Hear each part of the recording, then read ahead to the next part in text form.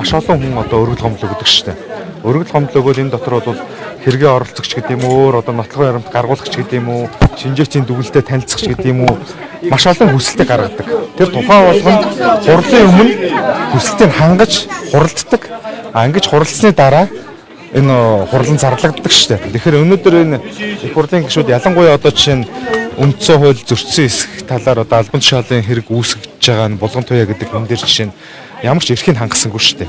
Шинжээчийн дүнг танилцуулсангүй, өмгөөлөгч авахуулсангүй, тийм цаг хугацаагаар шахлаа ингээд энэ бол үндсэндээ бол процессын хувьд бол үндсэн хуулийн цэц маш олон алдаа гаргалаа л гэж үзэж байна. Яагаад өмгөөлөгчтэй ороогүй?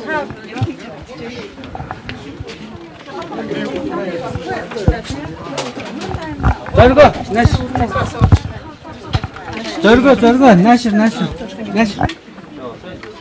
Үнцгийн цэцэг суудлын хурлаа болоод дөнгөж сая завсарлаа. Тэгээ 19 цаг 00 минутаас цэцэг суудлын хурлааны шийдвэрээ танилцуулнаа гэж. Тэгэхээр 19 цагаас шийдвэр гарчих واخ. Бишүүд асууж штеп. Шинжээч үндсэн үдийн 43-ыг зөрчсөн гэж танилцуулсан юм байна гэж. Мэдээлэлтэй сэтгүүлсэн. Ер нь тухайн үед процессыг яагаад тгийн хуулиараа явуулсан юм бэ? Ер нь манай үндсэн хууль чинь манай хүмүүс одоо үндсэн хууль бол эцэггүй л тий. Үндсэн хууль бол одоо бидний Монгол улсын үнэт зүйл шүү дээ. Бидний үнэт зүйл. Харин одоо хүчин төгөл төр үйлчилж байгаа тэр 800 гаруй гэж хууль одоо хүчин төгөл үйлчилдэг тий. Энэ бүх хуулиуд үндсэн хуулийн үдэл санаанд үндсэн хуулийн үдэл баримт нийцэх ёстой байхгүй юу? Өөрөөр хэлбэл нийгмийн бүх харилцааг за тэр дундаа чуулганы хуралдааны үйл ажиллагааг үндсэн хуулийн үдэл санаанд нийцсэн, үдэл баримтлалд нийцсэн их хурлын тухай хууль, Монгол Улсын их хурлын чуулганы хуралдааны дэгийн тухай хууль, хяналт шалгалтын тухай хуулиар манай их хурлын бүх процесс явдаг байхгүй. За одоо компани эрхцүүлж гэсэн компанийнхаа хуулиар үндсэн хуулийн үдэл баримтлалд нийцсэн. За засгийн газрынхаа тухай хуулиар. Ингээд бүх юм чи өөрөө үдэл баримтлалд нийцсэн. Үндсэн хууль чи өөрөө үндсэн хуулийн суур зарчмыг зохицуулдаг. Суур үдэл баримтлалыг зохицуулдаг асуудал. Ийм хууль байхгүй. Та яг ямар мэдээлэл өгөө сая өөр дотор байсан. За би бол сая өнөөдөр үндсэн хуулийн цэцгийн их суудлын хуралдаанд гэрчийн хуваар намайг дуудаж оролцуулсан. За гэхдээ яг би яг хурал эхлэхийн өмнө би яг миний гэрч альва шүүх хуралдаанд оролцож байгаа, альва хурлаанд оролцож байгаа миний гэрчийн эрх үүргийг танилцуулаад өгөөч. Яг эрх үүргээ өөрөө энэ гэрч биш. Гэрч, шинжээч, оролцогч талууд харьцагч бүгд өөрөө эрх үүргээ мэдчихэж, эрх үүргийг танилцуулж альва асуудал талаас нь ханддаг шүү дээ. Тэгэхээр яг би эрх үүргийгээ танилцуулахыг хүссэн боловч за тэгээд мэдээж одоо цэцгийн хуралдыг журмынхаа дагуу явна. Тэгээд цэцгийн хуралдаанд би гэрчийн хуваар сая оролцоод за 2 цаг 20 минут цэцгийн гишүүдийнхээ асуултанд засгийн газрын итгэмжсэн төлөөлөгч нарын асуултанд хариуллаа. Их суудлын хуралдааны шийдвэр бол одоо эцсийнх байна л дээ. Тийм их суудлын хуралдааны шийдвэр их хурлын дэд дарга болоо одоо тамирын газрын дарга хуулийн хариуцлага бүлээх болчихгүй. Та энэ дээр тайлбар өгч. өнөөдөр чинь бол тий Өнөөдрийн энэ хуралдаанд та улсын хурлын дэд дарга болгон өмгөөлөгч авч оролцооч гэдэг энэ зөвлөгөөг өгсөн үү? Яагаад гэвэл одоо үндсэн хууль зөрчөөд төрийн эрхийг хуулбараар авсан энэ оролдлого одоо батлагдаж нотлогдох юм бол маш том ялтай бас асуудал үүсэх учраас та зөвлөгөө өгсөн үү? Энийг бас тодруулъя. яг болгонтой улсын хурлын дэд даргын хувьд бол нөгөө итгэмжлсэн төлөөлөгч бол итгэмж төлөөлөгчд оролцож байгаа. Манай эзэн жамын хөлж, оюун бэлэг хөлж гэдэг итгэмж төлөөлөгчд орж байгаа. Тэгэхээр энэ хүмүүсээс асуух хэрэгтэй байна. А зөвөр их хурлын гишүүдийн хувьд их хурлын энэ дэч өөр нь өнөөдөр үндсэн 3 бүрэлдэхүүнтэй асуудал хэлцлээ шүү дээ. Нэгт нь бол улсын их хурлын дэд дарга одоо чуулганы хуралдааны даргалцсантай холбоотой ийм асуудал. За хоёрт нь улсын их хурлын үйл ажиллагаа. За гуравт нь одоо ерөнхий сайдыг огцруулсан одоо улсын их хурлын 95 дугаар тогтоол. Ийм 3 асуудлыг нэгтгэхэд нэг маргаан болгоод хэлцлээ. Тэгээ одоо цэцгийн шийдвэр одоо гарна. Тэгэхээр одоо гишүүдийн өмнөөс гэдэг юм уу цэцгийн одоо гараагүй шийдвэр өмнөөс одоо би дүгнэлт өгөх нь өөрөө зохимжгүй байх уу. Сандаа одоо 19 гишүүний сандыг хатгалцсанаар авсан үндсэн хууль зөрчилдөө гэж хэлсэнтэй та санд байгаа юм. Тэрийг бол сая манай цэцгийн хуралдааны үеэр л яригдсан.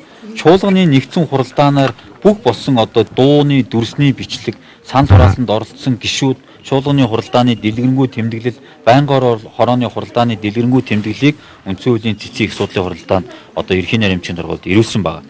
Тэгэхээр чуулганы хуралдаанд энэ бүх асуудлыг хэлцэхэд 111 гишүүн санал хураалтанд оролцсон. Тэ 71 гишүүн дэмжихгүй, байнгын хорооны сандыг дэмжихгүй гэдэг санал. Маргалдаг шүү. Нэг тал байхгүй одоо энэ процесс явагдах нь хуулийн хувьд гажуудал үүсэхгүй. Сая их хурлын гишүүд бол орхиод гараа явчихж шүү дээ. Тэгэхээр зөвхөн нэг талтай байгаад хурал үргэлжилсэн хэр асуудал яригдахгүй. Энийг одоо үндсэн хуулийн цэцээс тамгын газраас л асуусан дээр. Би одоо үндсэн хуулийн цэцгийн хуралдаа хууль нийцээ гэж биш тамгын газрын хийнээр юм чинь таарч штэ. Тэг гэрчээр орцож байгаа. Би итгэмжлэн нөлөөлөгч биш.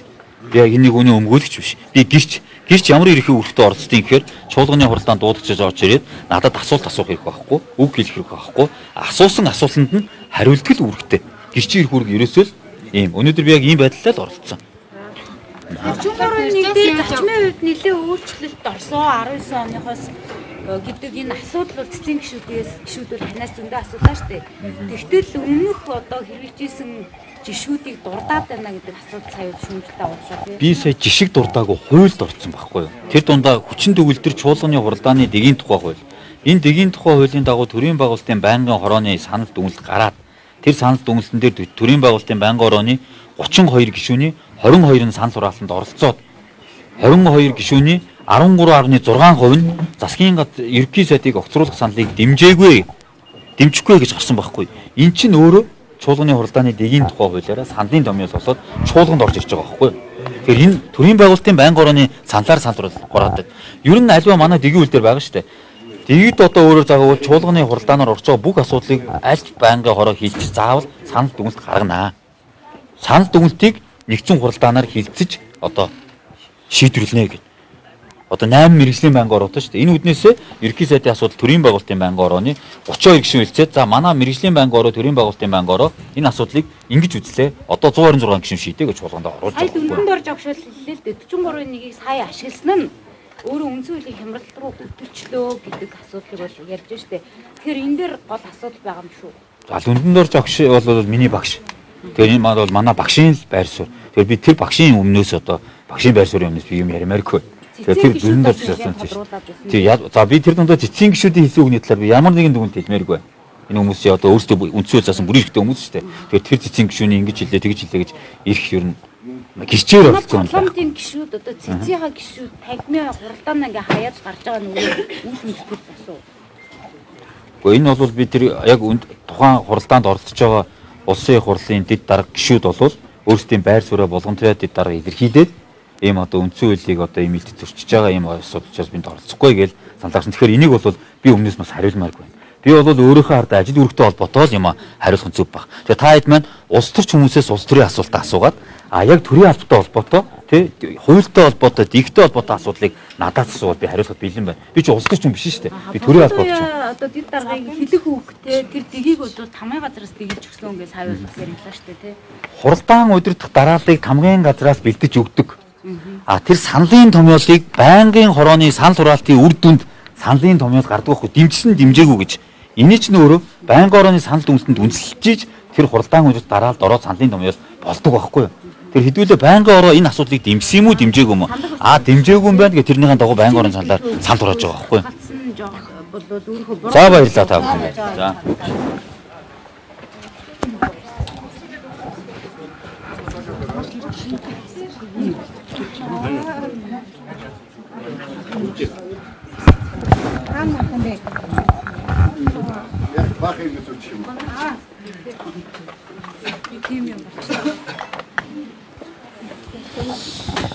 За сая өглөө 9 цаг 30 минутаас хойш Монгол Улсын үндсэн хуулийн цэцэг их сурдлын хуралдаан болоод сая зөвлөлт тасгаанд орлоо.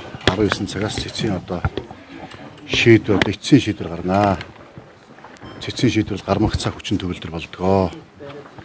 Тэгээ Монгол Улсын ерөнхий сайдаас өнгөрсөн одоо засгийн газрыг огцруулахтай холбоотой процесс дээр үндсэн хуулийн цэцэд хандаж гомдол гаргасан. Энэ дээр одоо бас маргаан үүссэн. Маргааны удаас онц хүндрэлтэй нэг яралтай асуудал үүссэн учраас цэц одоо асуудлыг шуурхай авч одоо хоролдож шийдвэр гаргах гэж байна.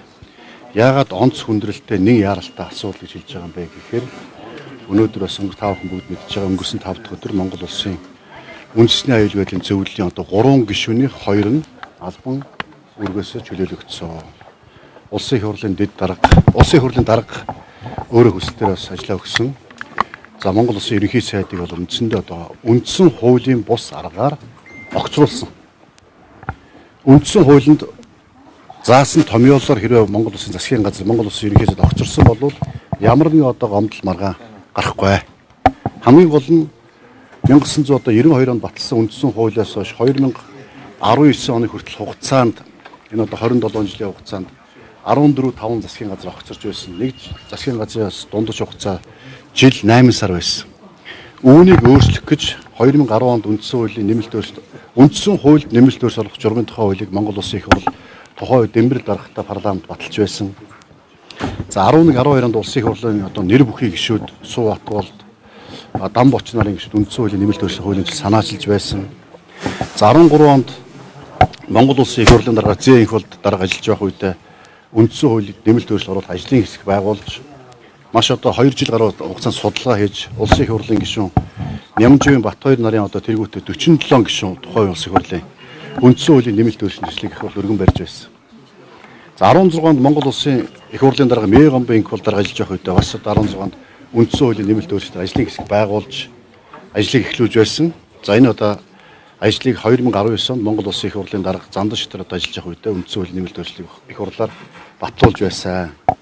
Энэ 19 оны үндсэн хуулийн нэмэлт өөрчлөлтийн төслийг улсын их хурлын гишүүн одоо Данзангийн Лүндэ Жанцсан тэргүүтээ улсын их хурлын 62 гишүүн улсын их хурлд өргөн барьж улсын их хурлд өргөн барьж байсан. Ингээд энэ үндсэн хуулийн өөрчлөлтүүдийн гол нь юу гэвэл өнгөрсөн хугацаанд 92 оноос хойш засгийн газрыг тогтвортой ажилуулахын тулд жил 8 сарын настай зарим парламентын одоо бүрэн эрхийн хугацаанд 1996-аас 2000 онд 4 жилийн хугацаанд 4 засгийн газар огцорч байсан. Энэ засаг төр тогтворгүй болохоор түүнийг дагаад Монгол Улсын ард иргэдийн амьдрал хямардаг, Монгол Улсын эдийн засаг нийгэм одоо хүндэрдэг. Тийм болохоор одоо энэ улс төрөө дагаад эдийн засаг нь хүндэрдэг, эдийн засаг нь хүндрэхээр нийгэм бухимддаг, нийгэм бухимдахаар эргээд популист улс төрч гарч ирдэг. Үүнээсээ болоод одоо юу гэдэг засгийн газар ногцордог, тогтвортой байшилдаг. Энийг л өөрчлөх гэж үе үеийн парламент, үе үеийн одоо их хурл ажиллаж ирсэн. За 15 онд Нямживын Батбаяр нарын тэргүүтээ одоо 47 гишүүн гаруй сурсан үндсэн хуулийн нэмэлт өөрчлөлтийн үндсэн суурин дээр 62 гишүүн Лүндэ Жанцсан нарын гишүүдийн үндсэн хуулийн нэмэлт хийгдсэн. Энийгээрээ ерөөсөө засгийн газрыг яавал тогтвортой ажиллах вэ? 43-ийн нэгдэх заалт урд нь бол 43-ийн нэгдэх заалт улсын хурлаар улсын хурлын гишүүдийн 4-1 засгийн газрыг огцруулах өргөн барих юм бол улсын хурл хэлэлцэн шийдвэрлэх гэсэн ерөнхий заалттай байсан. Ийм учраас Норвегийн Алтан уугийн засгийн газар, Жаргал тулгын Эрдэнэ хотын засгийн газар яг энэ 92 оны үндсэн хуулийн томьёоллоор байнгын орны санал өгүүлэлтээр огцорч байсан. 19 онд энэ одоо өмнөх одоо засгийн газар тогтворгүй ажилладаг тогтворгүй байдаг асуудал бол энэ үндсэн хуулийн заалттай холбоотой байна гэд 43-ийн үндсэн хуулийн 43-ийн 1 дээр улсын их хурлын гишүүдийн 4-1 нь өргөн барих юм бол 3 хоногийн дараанаас хэлэлцэж эхлээд 10 хоногийн дотор шийдвэрлэнэ. Ингэхдээ нийт гишүүдийн олонхын саналаар шийдвэрлэнэ. Уг саналын томьёолоор санал хураана гэж үндсэн хуулийн заалтсан байна. Энэ заалтын дагуу санал хураах ёстой. Нийт гишүүдийн олонхоор асуудал шийдэгдэх ёстой. Засгийн газар байгуулж чадахгүй бол 30 хоногийн дотор байгуулж чадахгүй их хурлд харах ёстой. 3 хоногийн дараанаас хэлэлцэж эхлэнэ гэдэг маань улсын их хурлын гишүүд ард иргэд засгийн газрыг огцруулах үндслэлтэд танилцаад мэдээд огцруулах нь зөв буруу юу, дэмжих ёстой, дэмжих ёсгүй юу гэдэг дээр өөрсдийн итгэл үнэмшилтэй болж байж саналаа өгөх бололцоог бүрдүүлсэн. 3 хоногийн дараа гэдэг нь 10 хоногийн дотор гэдэг нь урд нь одоо элбэг дөржин засгийн газар огцорчоод 3 сар огцорчоод 6 сар үүрэг гүйцэж ажиллаж байсан. Тийм болохоор огцорчоод ингээд 6 сар үүрэг гүйцэж болохгүй юм байна. Тийм болохоор тийм 10 хоногийн дотор шийдвэрлэх ёстой. 10 хоногийн дотор шийдвэрлснээс хойш 30 хоногийн дотор засгийн газар байгуулж чадахгүй бол одоо их хурл тарнаа. Ингэж одоо маш тодорхой процессүүдийг засгийн газрыг тогтвортой ажилуулах энэ тулд одоо 43-ийн 1-ийг ингэж өөрчилсөн процесс. Гэтэл энэ томьёоллоор биш, өөрөөр хэлэх юм бол нийт гишүүдийн олонх авахгүй тодорхой боломгц байнгын хорооны томьёоллоор тийм үү байнгын хорооны саналыг дэмжгээгүй саналыг дэмжье гэж одоо байнгын хороонд дээр тийм үү өөрөөр хэлэх юм бол одоо засгийн газрыг огцруулахын тулд одоо тодорхой хуульдаан хийж үндсэн хууль зөрчиж чуулганы хуралдаан дээр санал хураалт явуулж үүнийх нь одоо үр дагавраар засгийн газар огцорсон. 71 гишүүн хуралдаанд оролцсноос 19 гишүүн одоо өөрийнхөө биеэр танхимд байгаагүй. Та бүхэн мэдж байгаа. 16-ны өдөр би процессор чи дараад нэрээ за. Тэгээ 16-ны өдөр эрдсэнд орсон одоо Наран Туяа гишүүн 17-ны өдөр бие өвчтөг эрттэй байсан. Бээсийн гишүүн 16-ны үед эцэнд орчоод мөн одоо би бас эмнэлгээр явж байсан гэдгийг хэлж байсан. За улсын их хурлын олон гишүүд үндсэн хууль зөрчсөн томьёолоор санал хураахж байгаа учраас санал хураалтанд оролцохгүйг татгалзсан. Харамсалтай тэд нэр үндсэн хууль зөрчсөн томьёолоор санал хураахыг татгалзсан. Засгийн газрыг огцруулахыг дэмжсэн санал болж хувирсан. Ийм одоо хувилдааны аргаар төрийн эрхийг одоо хууль бусаар авахыг завдах ийм одоо бас процесс улсын их хурл дээр явсан тул их цэцэд хандсан цэцэд одоо их судлалын хуралдаанаар асуудлыг хилцлээ. Одоо өнөөдрийн хуралдаан дээр болсон процессын тухайд бол мэдээж одоо маргалдагч талуудаас асуулт асуух, хариулт авах ийм одоо үндсэн процессын дагуу үйл ажиллагаа явагдсан. Харамсалтай нь одоо манай их хурлын гишүүд маань одоо 18 гишүүн одоо 20-од хүн одоос оролцсон. Тэдгээр хүмүүс маань яг үндсэн хуулийн 43-ыг зөрчсөн зөрчөөг гэдэг асуудал дээр бол хүлээн зөвшөөрч байгаа учраас ярьж одоо хэлэх зүйл алга байх шиг байна. Улсын их хурлын чуулганы хуралдааны дэгийн тухай хуулийн процессын асуудлыг нэлээд ярьлаа. За мөн одоо бас Алтан уян засгийн газрыг Эрдэнэ хотын засгийн газрыг огцруулж исэн энэ жишгийн дагуу санал хураалт явсан юм а. Урд нь ийм жишг байсан үүний дагуу болсон юм а гэдэг асуудыг ярьлаа. За би бас болгон туяа дараад бас тав хүмүүс сонссон. Яг ийм одоо төрийн байгуулалтын байнгын орны саналын томьёолоор санал хураалт явах юм болвол төрийн эрхийг хууль бусаар одоо ийм гэмт хэрэг болж магадгүй шүү. Хууль сануулъя гэж хэлсэн таах мэдж байгаа. Гэтэл тэрийг одоо манай болгон туяа гишүүн хуульч гишүүн бич учраас бас одоо юу гэдгийг энэ асуудалтаас нарийн бас ойлголт бага байсан учраас үл анзаарсан, үл тоосон харин намайг одоо 10 жилийн хугацаанд шоронд хийнэ гэдэг асуудал ярьлаа гэж ярьсан. Энэ дэр би бас тийм зүйл болоогүй. Битэрийн хууль сануулсан асуудал болсон. Гэтэл одоо байнгын хороо улсын их хурлын хамгийн газраас бэлдэж өгсөн томьёолыг цааталтаа ямар үр дагавартайг мэдэхгүйгээр үндсэндээ хилээд байхад сануулад байхад өнөөдөр 16-ны өдрийн туршид одоо байнгын хорооны саналын томьёолоор санал хураах гэж байгаамаа. Байнгын хороонд засгийн газрыг огцруулахгүй санал гарсан шүү дээ. Огцруулахгүй санал гараад байх гэвэл засгийн газраа огцруулъя гэдэг юм яагаад хуралдаа ирэхгүй байгаа юм бэ? Орж ил огцруулахгүй гэдээ арчилдаа л гэдээсэн. Гэтэл яг ийм үр дагавартай байсныг одоо мэдчихсэн үүнийг халахвчилж байсан одоо эндээс харагдаж байгаа. Энэ томьёолоор санал хураалтаа явагдаад үндсэндээ бол цэцэг одоо их судлалын хуралдаанаар наримчийн даргыг одоо үг хүсэггүйгээр одоо хуралдаан даргалагчийн одоо хэлдэг. За би одоохон тийм учраас та одоо процессын хувьд энэ хууль зөрчиж байгаа яг хэлж өгсөн нь үгүй юу гэж нэлээд олон зүйлийг одоо факт чек болгож асуулаа л та тийм. Тэгэхээр их хурлын одоо их хурлыг чуулганыг удирдах байгаа хууль тогтоогч хүн ялангуяа эндий даргадаг хүн хэрвээ хууль зөрчиж байгаа ч юм уу та асуулах. Тухайн хүний бэлдэж өгснийг л уншаад сууж явах юм уу эсвэл өөрөө мэдрээд эсвэл ямар нэгэн байдлаар за энэ бол зөрчимтэй байна уу үгүй байна гэдэг хариуцлага хүлээх албан шүү муу юм уу? За би бас урд нь тав хүн мэдэх баг. Төрийн байгуулалтын ихэд өнгөрч байгаа юм шиг. Төрийн байгуулалтын байнгын орон дараа би ажиллаж байсан. Хууль зүйн байнгын орон дараа би ажиллаж байсан.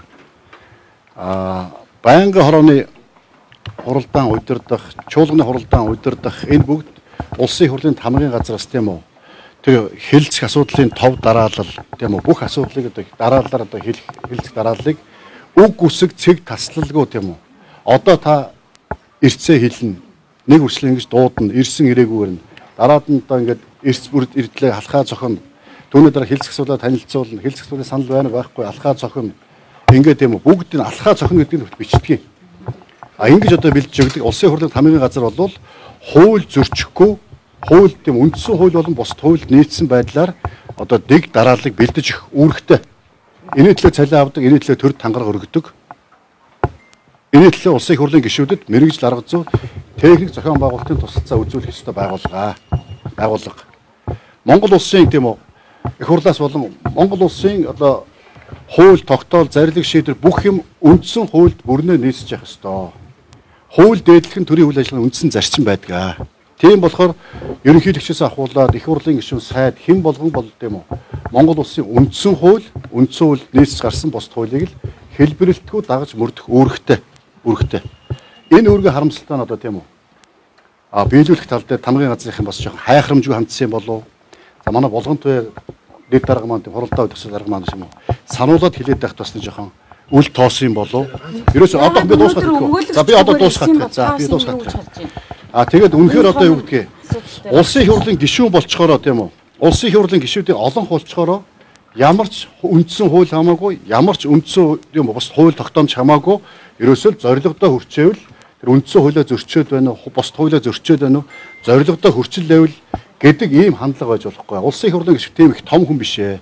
Улсын их хурл гэдэг тийм үү?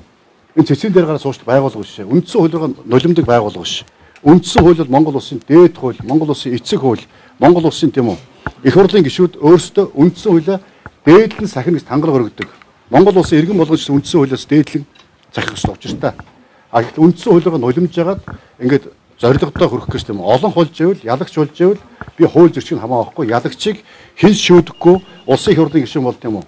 Олон хул болж ивэл юу ч хамаагүй яаж шийдэж болно гэдэг ийм одоо зах замбраагүй, эмх замбраагүй үйл явцыг бид таслан зогсоох ёстой. Энэ Монгол төр, Монгол тийм үү? Монголын ард түмэн төр төвшин түмэн олон амгалан байгаас гэж ярьдаг. Төр төмбөр ёс ямбуур байх ёстой. Өнөөдөр тэгтэл тийм үү? Төрийн эргэлт ингэж тийм хууль бусаар үндсэн хуулийг зөрчиж хийх гэсэн ийм орлогыг бас үндсэн хуулийн цэц таслан зогсоно байхад найдаж байна. А цэцээс ийм шийдвэр гарна гэж одоо бодож байна. Таны одоо ингээд өгж байгаа мэдээлэл цэцэг гарч байгаа шийдвэрийг баг мэдээд байгаа юм шиг гарах шийдвэр тодорхой юм шиг л яриад байна. Харин чи бол тэгж хардаж байгаа тий. Би чамд хариулчих тий. Чи угаасаа би чамайг мэдэн штэ тий. Тэгээ болохоор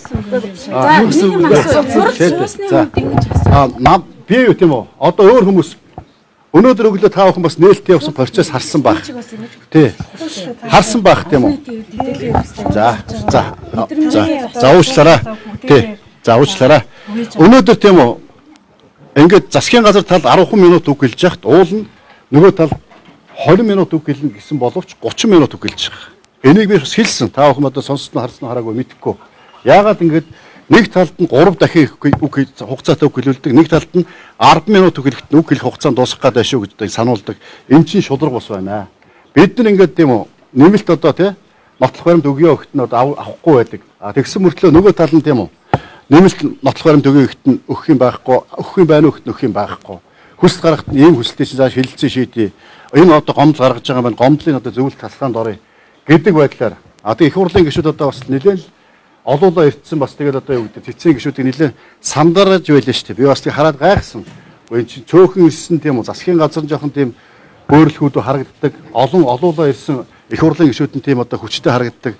Эн чинь шудраг бос байна гэдэг асуудлыг бас ярьсан, хэлсэн. Тэгээ хүн хүний харж байгаа өнцөг өөр байна. Яг чиний харж байгаа өнцөг бол арай өөр байхаа. Тийм болохоор чамайг би мэдчихнэ гэж хэлсэн шүү чи бас зөв ойлгоорой. Гэрчээр дуудагдсан улсын хурлын гишүүн сайн зориг энэ хурлаанд гэрчээр оролцох боломжгүй гэдгийг хэлээд өдөөс хойш хурдааны хаяад гараад байлаа. За гэрчээр дуудагдсан төрийн албан хаагч буюу улсын хурлын нарийн бичгийн дарга бол энд хуралд үргэлжлүүлээд оролцоод ингэ үйлдэл асуултанд хариулаад энэ процессыг та юу гэж харж байна? Тэг гэрчээр сайн зориг гишүүн төрийн байгуулалтын байнгын орон дарга сандаг очир гишүүдийг дуудсан юм байна лээ.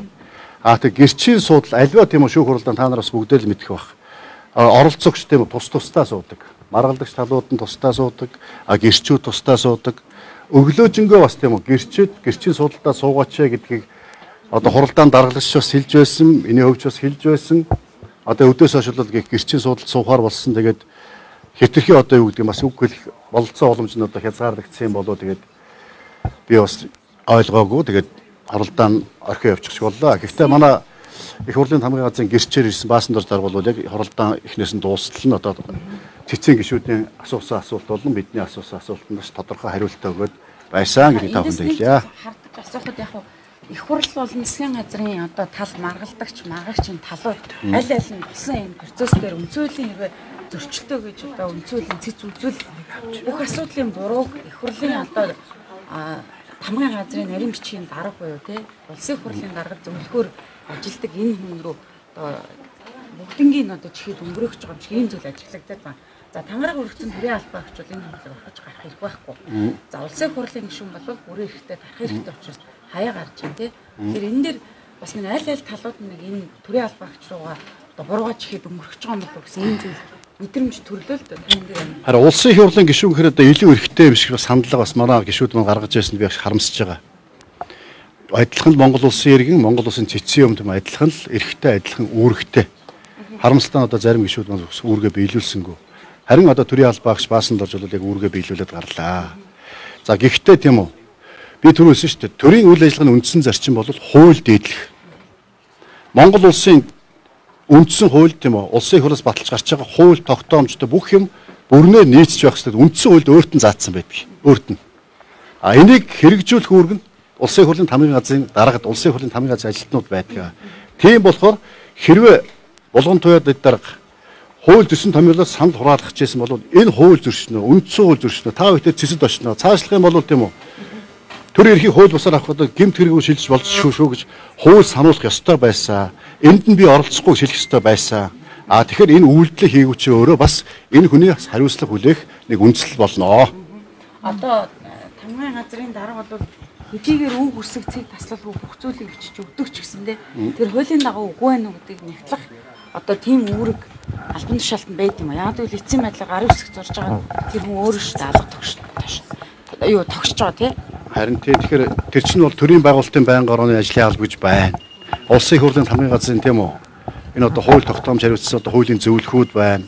Тэр бүгдийг оруулсан юм хяндаг, ярьдаг хууль эрх зүйн газрын дарга, хууль эрх зүйн асуудал хариуцсан тэргүүн дэд дарга, за түүний дээдлэлтэн тамгын газрын дарга гэд Улсын хурлын тамгын газрын ерөнхий нарийн бичгийн дарга бөгөөд дэгийн зөвлөх гэдэг яг голлож хариуцдаг. Тийм болохоос энэ бүгдийг тийм үү?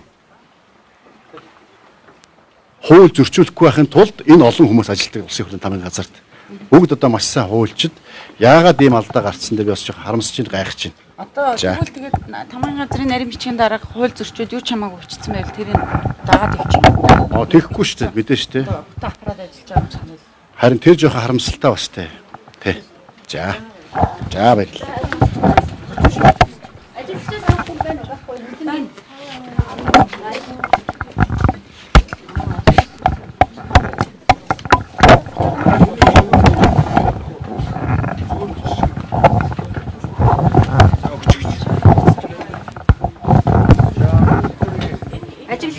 Ажиглагчаар. За ер нь одоо хэр дүрмийн дагуу яг хөндлөгөөс харахад ер нь уралдааны яс ямар болсон талаар танилцуулъя. За ерөнхийдөө бол ингээд хөндлөнгийн байр суурнаас ажиглагчаар оролцоход бол зарим нэг улсын хурлын гишүүд мань уцтайгаа дотор орцсон явж байгаа жишээтэй. Энэ дотор байсан улсууд бас Натаа цог сая манай сэтгүүлч манд бүтээгдэрж ингээд суус усууд сая харсан баг. За тэгээд өдөөс өмнөх асуудал дээр бол тэгээд гишүүд бол сая бас Бямцаг сайд бас хэлж байна. За гэрчийн суудал гэж шүүх хурлааны танхимд одоо байдаг.